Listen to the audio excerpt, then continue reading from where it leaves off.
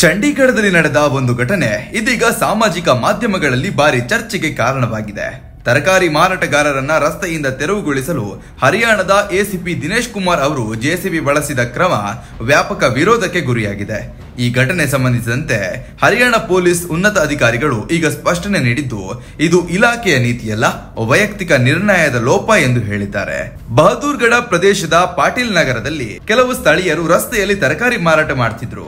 ಇದು ಸಂಚಾರಕ್ಕೆ ತೊಂದರೆ ಮಾಡ್ತಿತ್ತು. ಹೀಗಾಗಿ ಈ ಬಗ್ಗೆ ಕ್ರಮ ಕೈಗೊಳ್ಳಲು ಮಾಜಿ ಅಂತಾರಾಷ್ಟ್ರೀಯ ಬಾಕ್ಸರ್ ಆಗಿರುವ ಎಸಿಪಿ ದಿನೇಶ್ ಕುಮಾರ್ ಅವರು ಸ್ಥಳಕ್ಕೆ ತೆರಳಿ ರಸ್ತೆ ತೆರವು ಕಾರ್ಯಾಚರಣೆ ನಡೆಸಿದ್ರು. ಆದ್ರೆ ಅವರು ಜೆಸಿಬಿ ಯಂತ್ರದ ಸಹಾಯದಿಂದ ತರಕಾರಿ ಮಾರಾಟಗಾರರನ್ನ ಹಿಂದಕ್ಕೆ ತಳ್ಳುವಂತೆ ಸೂಚಿಸಿದ ಕ್ರಮ ಜನರಿಗೆ ಅಸಮಾಧಾನ ಉಂಟು ಮಾಡಿತು. ಈ ದೃಶ್ಯಗಳು ಸಾಮಾಜಿಕ ಮಾಧ್ಯಮಗಳಲ್ಲಿ ವೈರಲ್ ಆಗಿದೆ. ವಿಡಿಯೋದಲ್ಲಿ ಜೆಸಿಬಿ ಯಂತ್ರವು ರಸ್ತೆ ಬದಿಯಲ್ಲಿದ್ದ ಮಾರಾಟಗಾರರ ಹಣ್ಣು ತರಕಾರಿ ಸ್ಟಾಲ್ಗಳ ಹತ್ತಿರ ಚಲಿಸುತ್ತಿರುವುದು ಕಾಣಿಸುತ್ತೆ. ಈ ದೃಶ್ಯವನ್ನು ನೋಡಿ ಜನರು ಪೊಲೀಸರ ಮಾನವೀಯತೆಯನ್ನ ಪ್ರಶ್ನೆ ಮಾಡಿದ್ದಾರೆ. ಈ ವಿಡಿಯೋ ಸಾರ್ವಜನಿಕರ ಗಮನ ಸೆಳೆದ ನಂತರ ಹರಿಯಾಣ ಪೊಲೀಸ್ ಮಹಾನಿರ್ದೇಶಕ ಡಿಜಿಪಿ ಒಪಿ ಸಿಂಗ್ ಅವರು ವಿಷಯವನ್ನ ಗಂಭೀರವಾಗಿ ಪರಿಗಣಿಸಿದ್ರು. ಅವರು ಬಹದ್ದೂರ್ಗಢ ಡಿಸಿಪಿ ಮಾಯಾಂಕ್ ಮಿಶ್ರಾ ಮತ್ತು ಜಜ್ಜರ್ ಪೊಲೀಸ್ ಆಯುಕ್ತರ ಜೊತೆ ಮಾತನಾಡಿ ಘಟನೆಯ ವಿವರವನ್ನ ಕೇಳಿದ್ರು. ಡಿಸಿಪಿ ಮಾಯಾಂಕ್ ಮಿಶ್ರಾ ಅವರು ಬಳಿಕ ಒಂದು ಅಧಿಕೃತ ಹೇಳಿಕೆ ನೀಡಿದ್ರು. ಅದೇನಂದ್ರೆ, ಈ ಘಟನೆ ಇಲಾಖೆಯ ಯಾವುದೇ ನೀತಿಯ ಭಾಗವಲ್ಲ, ಇದು ನಮ್ಮ ಅಧಿಕಾರಿಯೊಬ್ಬರ ವೈಯಕ್ತಿಕ ನಿರ್ಣಯದ ಲೋಪವಾಗಿದೆ.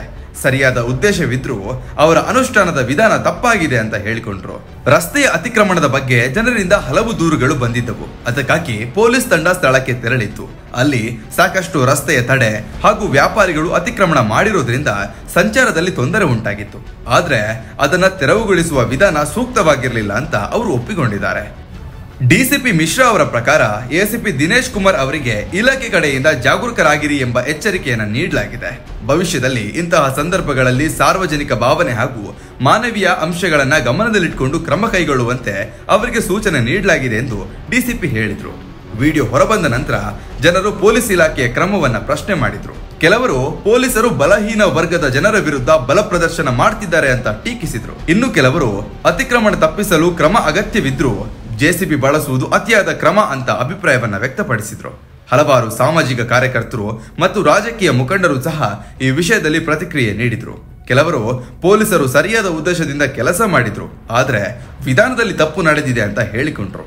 ಈ ಘಟನೆ ಅಧಿಕಾರಿಗಳಿಗೆ ಸಾಮಾಜಿಕ ಸಂವೇದನೆ ಹಾಗೂ ಮಾನವೀಯತೆ ಎಷ್ಟು ಮುಖ್ಯ ಎಂಬುದನ್ನು ನೆನಪಿಸಿದೆ. ಕಾನೂನು ಜಾರಿ ಮಾಡುವಾಗ ಸಾರ್ವಜನಿಕರ ಭಾವನೆಗಳಿಗೂ ಗೌರವ ಕೊಡಬೇಕೆಂಬ ಸಂದೇಶವನ್ನ ಈ ಘಟನೆ ನೀಡಿದೆ. ಒಟ್ನಲ್ಲಿ ಪಾಟೀಲ್ ನಗರದ ಈ ಘಟನೆಯು ಒಂದು ಸಣ್ಣ ನಿರ್ಧಾರವು ಹೇಗೆ ದೊಡ್ಡ ವಿವಾದಕ್ಕೆ ಕಾರಣವಾಗಬಹುದು ಎಂಬುದನ್ನು ತೋರಿಸಿದೆ. ಹರಿಯಾಣ ಪೊಲೀಸ್ ಇಲಾಖೆ ಈಗ ಈ ಘಟನೆಯಿಂದ ಪಾಠ ಕಲಿತು ಮುಂದಿನ ದಿನಗಳಲ್ಲಿ ಇಂತಹ ತಪ್ಪುಗಳು ಮರುಕಳಿಸದಂತೆ ಕ್ರಮ ಕೈಗೊಳ್ಳಲು ನಿರ್ಧರಿಸಬೇಕಾಗಿದೆ.